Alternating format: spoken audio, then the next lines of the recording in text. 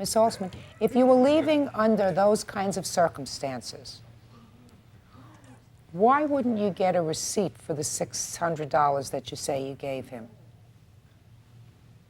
I mean, you're not parting as friends. You were leaving, and you were making a substantial payment on what you say you owed him.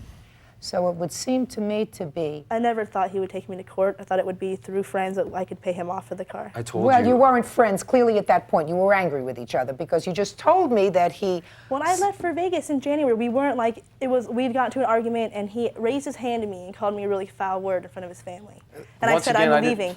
And so I got my stuff and got in the car, and we talked about it. And he was almost in tears when I was leaving, like, we should work this out some way. And I was like, no, let me just go for a month and like have some space with my family and have some time away.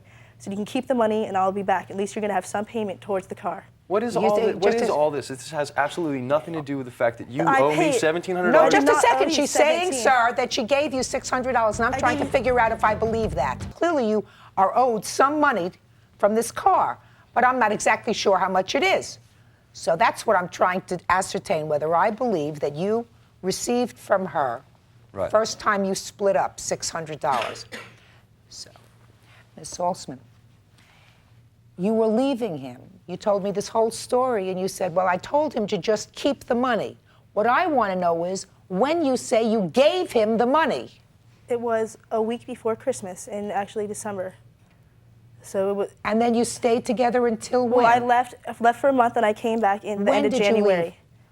I left before Christmas and came back 2 weeks into January.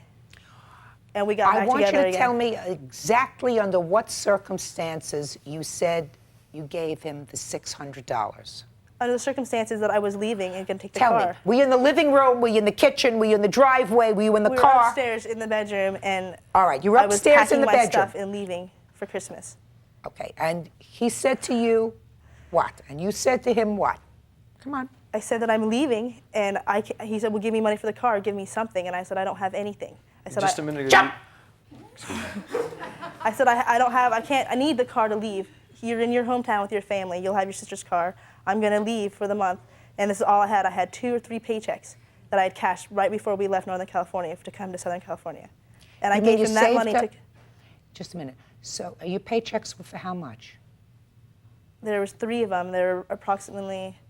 One was like $250, one was like $140. I don't remember actually all the exact prices for paychecks I saved up because I had money at the time in my bank and I didn't cash the paychecks yet.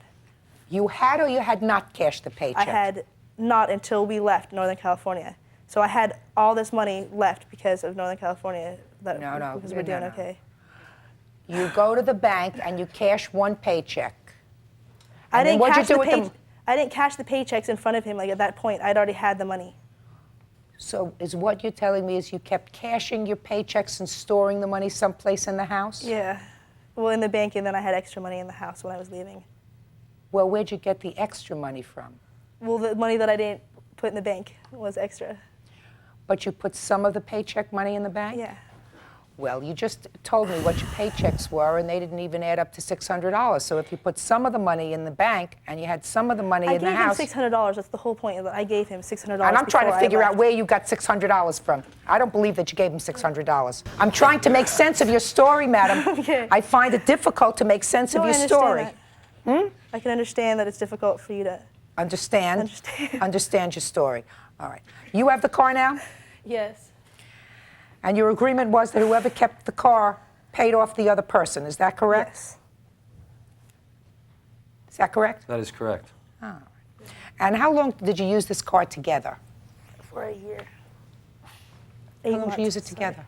We bought the car in October of last year. 95. So you didn't use it very long? No, we had it up in. We were living together in Humboldt. We had it up there for about a month before we came down to San Diego. Okay. A couple months, we used it together. Okay, and then it's been in your possession, is that right? Since May, or June, Memorial Day weekend. I've Sole possession. Okay. All right, the judgment in this case is for the plaintiff in the amount of $1,600, giving her credit for the one payment of $100 that I do believe she made. And the Thank $200? You. No, sir. No, sir. $1,600. Parties are excused.